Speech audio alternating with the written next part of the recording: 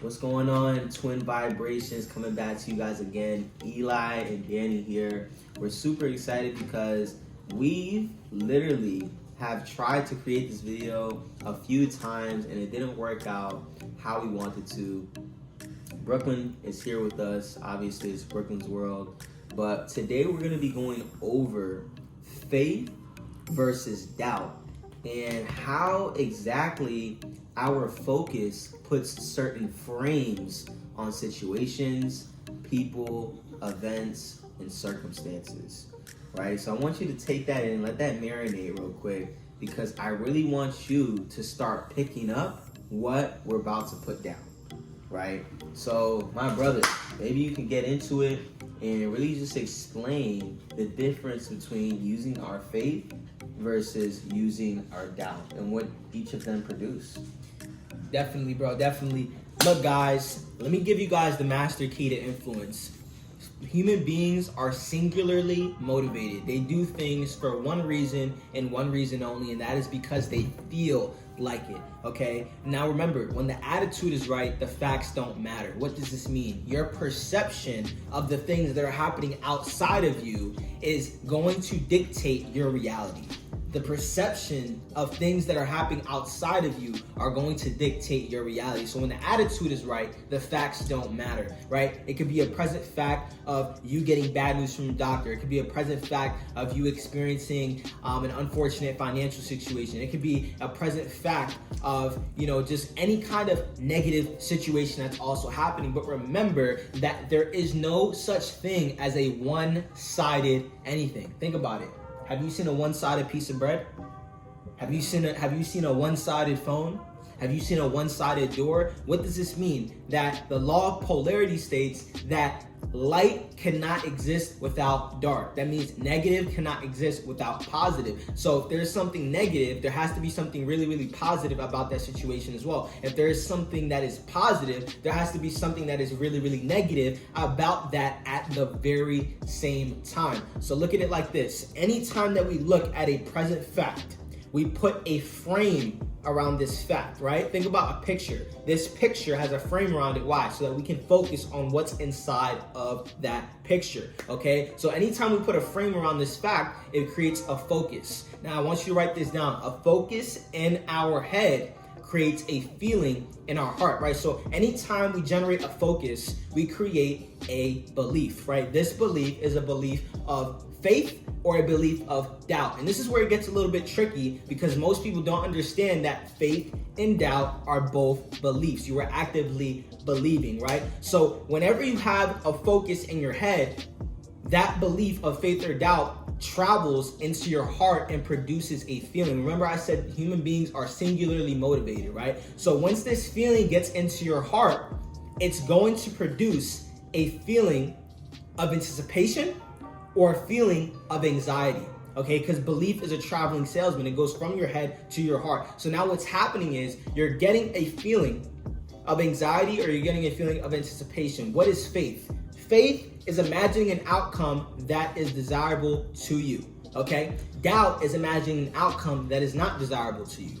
So these two beliefs create feelings. Like I said, a focus in your head creates a feeling in your heart. Now, if you imagine an outcome that is desirable to you, what kind of feeling are you gonna get? You're gonna get a feeling of anticipation. And what is anticipation? The feeling that I get when the outcome I desire is desirable to me, right? The feeling that I get when the outcome I'm imagining is desirable to me. That's anticipation. You remember how, we used to be so excited on the day before Christmas? It's Christmas tomorrow. We're gonna open our presents. I can't wait to see what we got. And we're just up all night long because we can't sleep. We just can't sleep because we are in anticipation. Energy, right? Energy is contagious when you are feeling an emotion, right? What is an emotion? Energy and motion. So anticipation is energy and motion. When you're feeling anxiety, you're imagining an outcome that is undesirable to you. And because you're imagining an outcome that is undesirable to you, you're experiencing a symptom of procrastination. If you were writing a book and you expected that book to sell over 1 million copies, you'd get that book done by tonight. But because you imagine that book to not sell, you're procrastinating on writing that book. if you imagine in your mind that you were gonna develop this amazing, beautiful, sexy body, you'd get started working out by tomorrow. But because you're imagining the opposite and you're maybe imagining what you don't want to happen, now you're experiencing a symptom of procrastination. So a focus in my head creates a feeling in my heart, and once the feeling is created in my heart, what does it produce? It produces a frame. It produces a function. Produces a function in your hands. So this focus in my head travels down into my heart. This feeling in my heart creates a function in my hand, and this is why we do anything. Like I said, humans are singularly motivated. They do things for one reason and one reason only, and that is because they feel like it. So this feeling in our heart creates a function in our hands. That function in our hands is either a function of power or a function of powerlessness. Okay, so let me break this down. A function of power is getting the case of the I can't help it.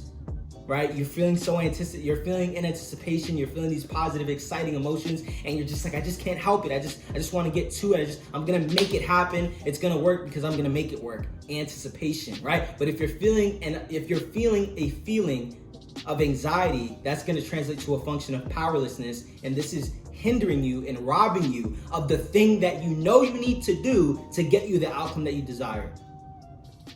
So this focus that is created by framing this fact creates a belief of one or two things, which is faith or doubt.